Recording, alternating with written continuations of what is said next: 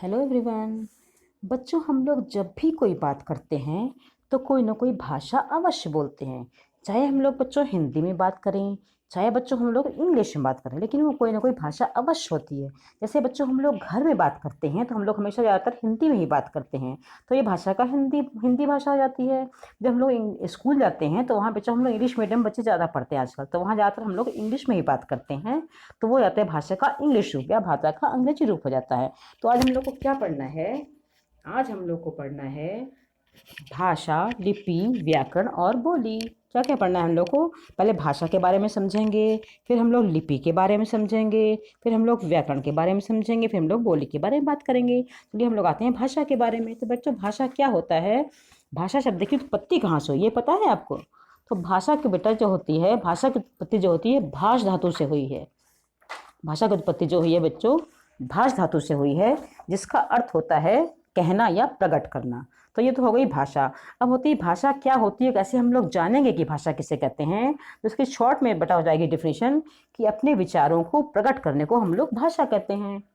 जैसे बुक में लिखा होता है कि भाषा किसे कहते हैं, तो अपने माध्यम से, विचारों के माध्यम से दूसरों तक पहुंचाने को भाषा कहते हैं। लेकिन ये थोड़ा आप लोगों के लिए कठिन हो जाएगा, तो आप इसी वे में हम बता रहे हैं आपको।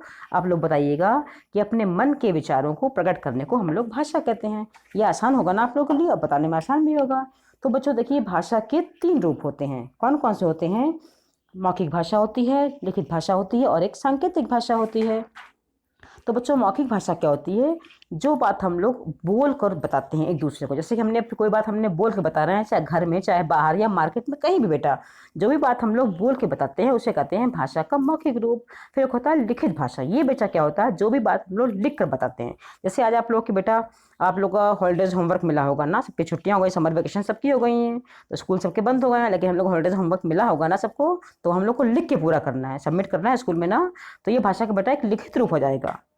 थर्ड होता है बेटा एक सांकेतिक रूप होता है। संकेत मीन्स जिससे, इसके नाम से पता चल रहा है कि संकेत से बात करना, यानी जो हम लोग संकेत या इशारे से बात करते हैं उसे हम लोग कहते हैं सांकेतिक भाषा। इसका एग्जाम्पल देखिए, आप लोग घर में देखिए, जैसे आपके पापा कभी कभी फोन पे बात करते हैं ना, तो कोई बताता है कि पापा को जाओ खाना के लिए बुलाया, या पापा को चाय दिया, कुछ भी कहते हो ना, तो पापा कहते पापा ये मम्मी बुला रहे हैं। आप लोग कहते हो ना, तो पापा इशारे से कहते हैं रुक जाओ मैं कुछ काम कर रहा हूँ। तो क्या हो गया बेटा, ये भी तो संकेत से पापा ने बताया, तो ये भी भाषा का सांकेतिक रूप ही हो गया। तो आप हम 3 प्रकार पढ़े ना, मौखिक भाषा पढ़ लिया, लिखित भाषा पढ़ गई और सांकेतिक भाषा हो गई। अब बेटा होता है भाषा के, देखिए भाषा पढ़ा, भाषा के प्रकार पढ़े। अब देखिए होती है मातृभाषा। मातृभाषा क्या होती है? जो बच्चे जो है अपने घर में सीखते हैं उसे कहते हैं हम लोग मातृभाषा। एक होती है बेटा बोली। बोली बेटा सब जगह की अलग अलग होती है। बोली किसे कहते हैं?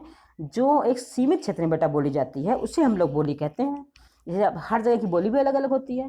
फिर होती है बेटा, एक होती है राजभाषा। राजभाषा क्या होती है?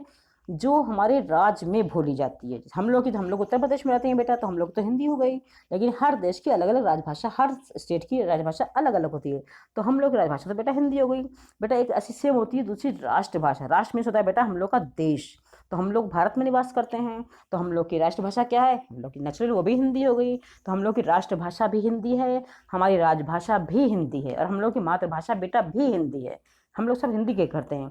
अब कोई जैसे कुछ अन्य भाषाएं होती हैं बेटा, जैसे कि हम लोग हिंदी पढ़ते हैं, अंग्रेजी आपने सुनी ली, मराठी होती है बेटा, पंजाबी होती है, तमिल, तेलुगु, बहुत सारी बेटा भाषाएं होती हैं। तो ये सब होती है भारतीय भाषाएं। फिर कुछ होती है विश्व की भाषा। विश्व मीन्स जो होती है दुनिया भर में वर्ण बोली जाती हैं। उसमें कोई अंग्रेजी बोलता है, कोई रूसी बोलता है, कोई जर्मन बोलता है, कोई फ्रेंच बोलता है, और बेटा बहुत सारी भाषा होती है जो हमारे विश्व में बोली जाती हैं।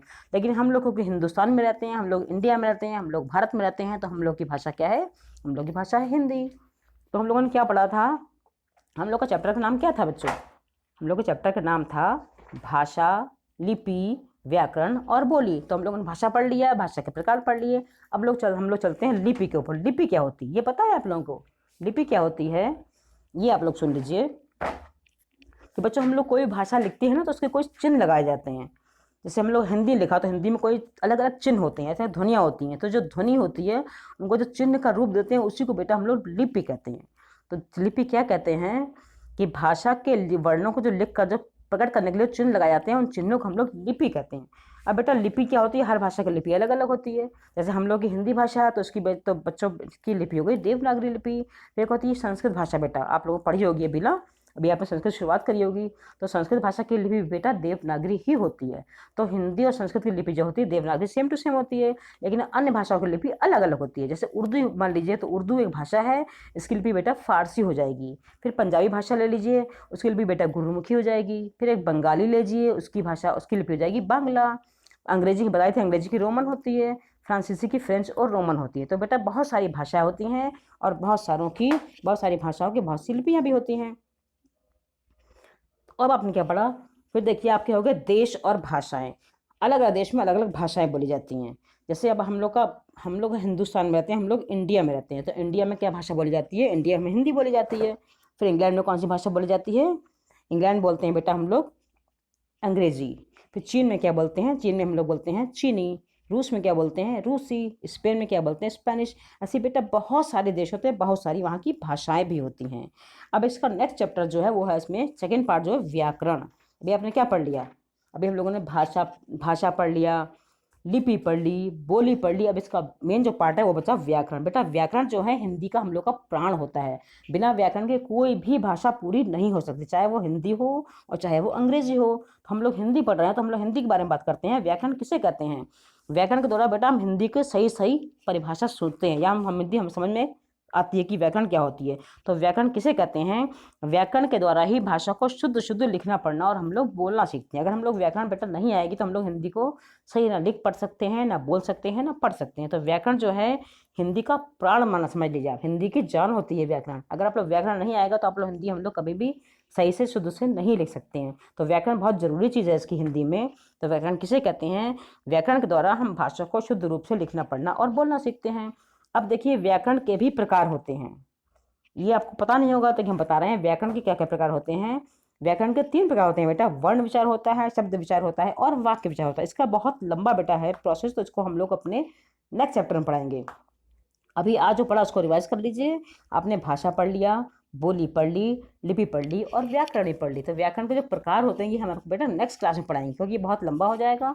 थोड़ा पढ़ेंगे तो आपको समझ में भी आ जाएगा। तो ये आपको कैसा लगा, ये आपको चैप्टर कैसा लगा, ये आपको वीडियो कैसा लगा, इसके बारे में देखिए आप कमेंट करिएगा। फिर जो उसके व्याकरण के जो अंग हैं ये हम आप लोग को नेक्स्ट चैप्टर पढ़ाएंगे। तब तक के लिए बाय बाय।